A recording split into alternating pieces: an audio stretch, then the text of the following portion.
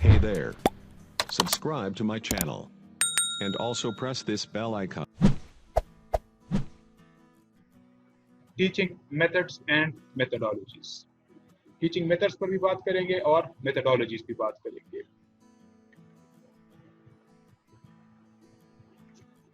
Main objectives 3 होंगे। एक ये कि आप लोगों को मेथड्स और मेथडोलॉजीज के बीच में डिफरेंस समझा दें कि मेथड्स किसे कहते हैं और मेथडोलॉजीज किसे कहते हैं, क्योंकि आमतौर पर हम ये अल्फाज इस्तेमाल करते हैं विदाउट नोइंग देयर इंटरप्रिटेशन। सो मेरी कोशिश होगी कि आसान तरीके से आपको समझा दूं कि मेथड्स किसे कहते हैं और मेथडोलॉजीज किसे कहते हैं। फिर जो डिफरेंट टीचिंग मेथड्स हैं तो उनको मुख्तलिफ सिचुएशंस में किस तरह से इस्तेमाल करना है।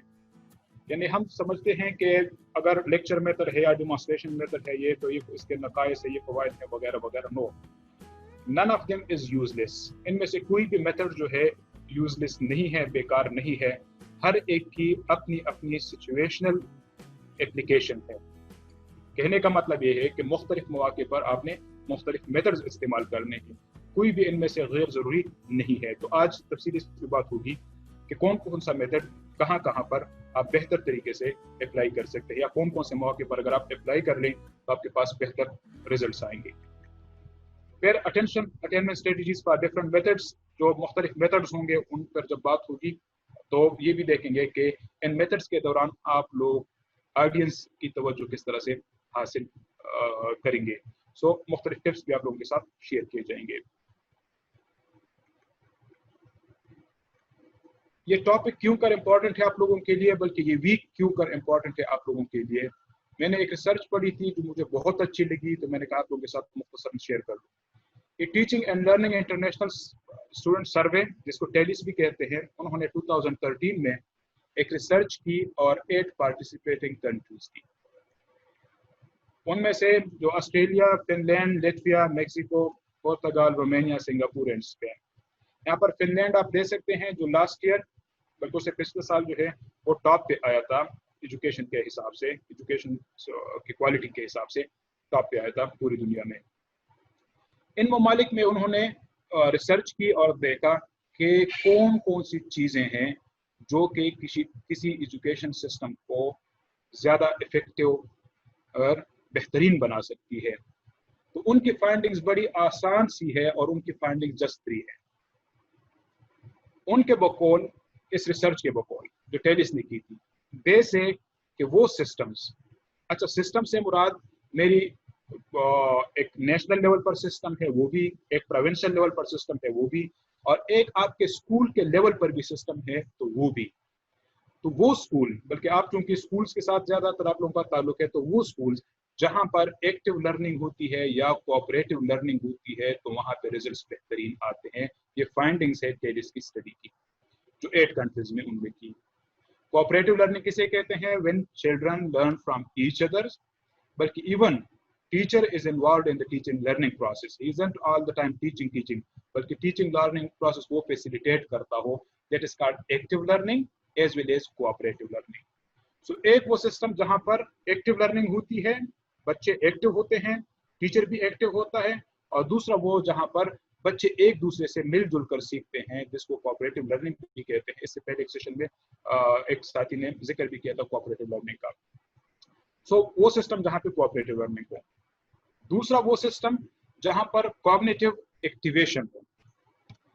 कॉग्निटिव एक्टिवेशन से मुराद ये है कि मेंटली आप बच्चे को पहले तैयार कर लें और उसके बाद पढ़ाएं।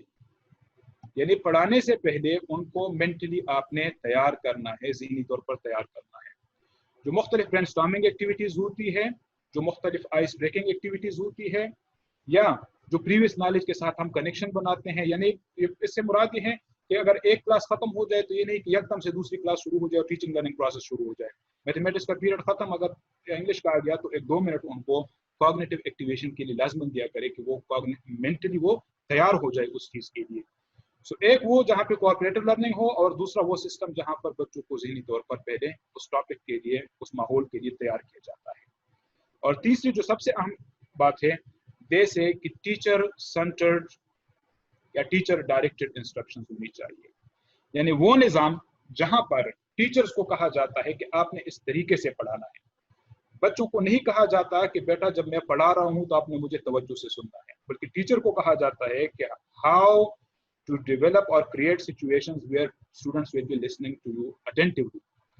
ये नहीं बच्चों को कहा जाता कि बेटा जब मैं पढ़ रहा हूं तो आप किताब की तरफ देखें या लाइन की तरफ देखें, बल्कि टीचर को डायरेक्ट किया जाता है, इंस्ट्रक्शंस दी जाती है, उनको गाइड किया जाता है, उनको ट्रेन किया जाता है कि how to involve the students, how to get attention of the students, how to ask questions from the student, how to assist the students, etc. etc. So वो सिस्टम जहां पर टीचर्स की कैपेसिटी बिल्डिंग पर तवज्जो दी जाती है और teachers को इंस्ट्रक्शन दी जाती है, they are very much effective as compare to others.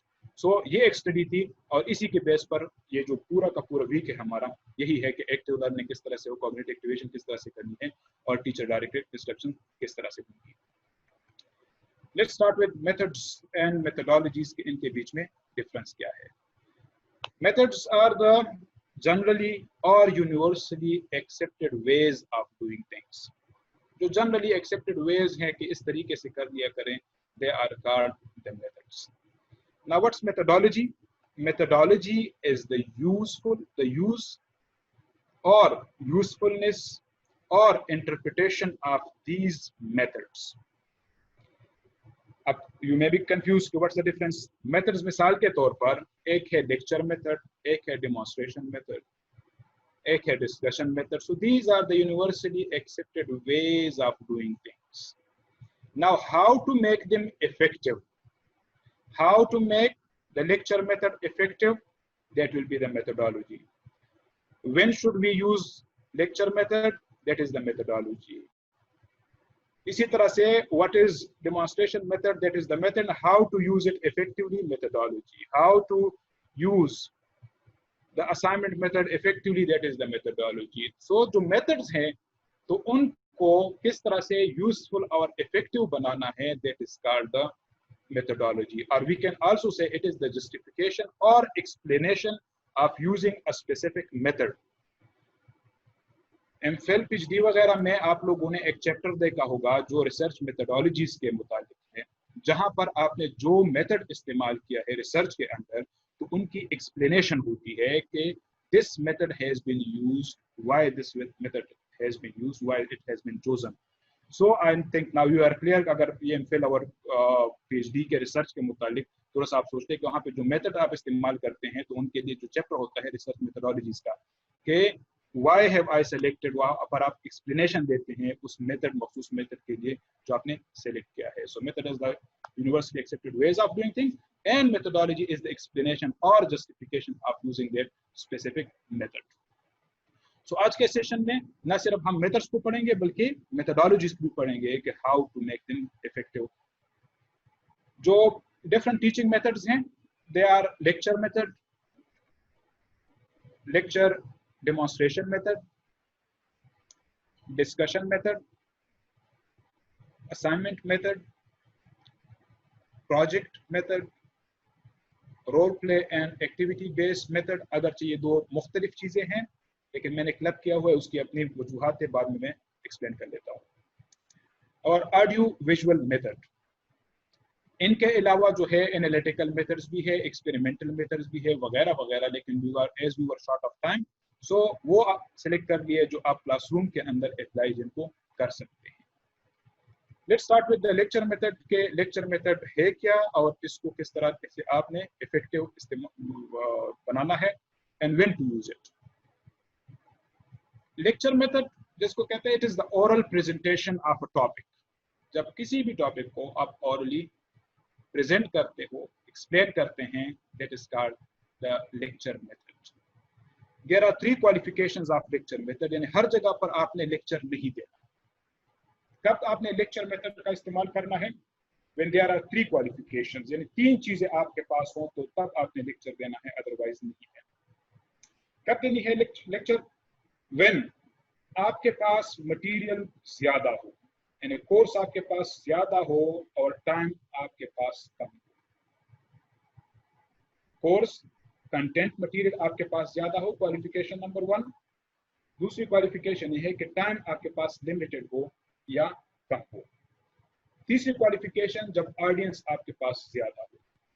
इन 3 सूरतों के अलावा लेक्चर मेथड का आपने इस्तेमाल नहीं करना, ऑरल प्रेजेंटेशन नहीं करनी if there is not shortage of time, content आपके पास थोड़ा है या आपकी जो ऑडियंस है उनकी तादाद कम है, तब भी आपने लेक्चर नहीं देना। अब लेक्चर मेथड को यूजफुल बनाने के लिए different strategies you should adopt, क्योंकि लेक्चर मेथड के मुतालिक बता दूं, आमतौर पर कुछ वक्त के बाद जो ऑडियंस है तो वो उकता जाती है। सो इफ यू वांट कि पीपल आपको घंटों घंटों सुने, उसके लिए जरूरी है कि आप इन चीजों का ख्याल रखें।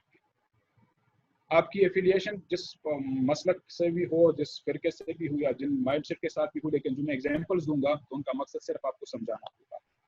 मिसाल के तौर पर अगर जाकिर नाइक साहब को देख लें, तो जाकिर नाइक साहब जब लेक्चर देते हैं तो घंटों घंटों लोग उनको सुनते हैं, या तारिक जमील साहब जब लेक्चर देते हैं तो लोग घंटों घंटों उनको सुनते हैं, और हम 5-10 मिनट बात कर ले तो फिर उसके बाद लोग हमें नहीं सुनते हैं। सो व्हाट्स द रीजन कि वो जो लेक्चर देते हैं या जो रिलीजियस सरमन वगैरह देते हैं लोग उनको सुनते हैं।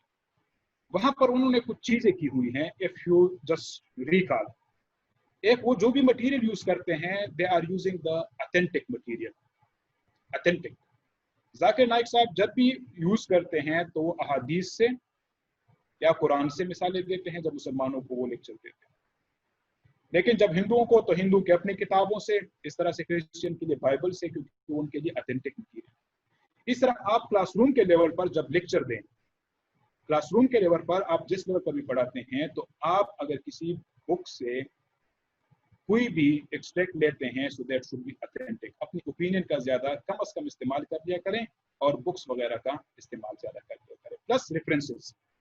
ये जो मैं बात कर रहा हूँ ये कहाँ पे लिखी गई है, कौन से किताब में लिखी गई है, so people will listen to you, they will think that you are not talking from the just your own mind और यू आर नॉट हर्ट, बल्कि आपने कुछ पढ़ा हुआ है। सो लेक्चर मेथड में आपने रेफरेंसेस देने हैं और ऑथेंटिक सोर्स आपने देनी है जो भी मटेरियल आप शेयर करते हैं।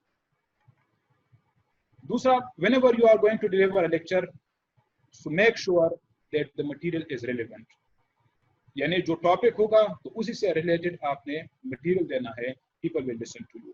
अगर irrelevant information देंगे, irrelevant material शेयर करेंगे, people will not listen to you then। So whatever the content you select, it should be relevant। तीसरी और अहम बात जो है that is repetition।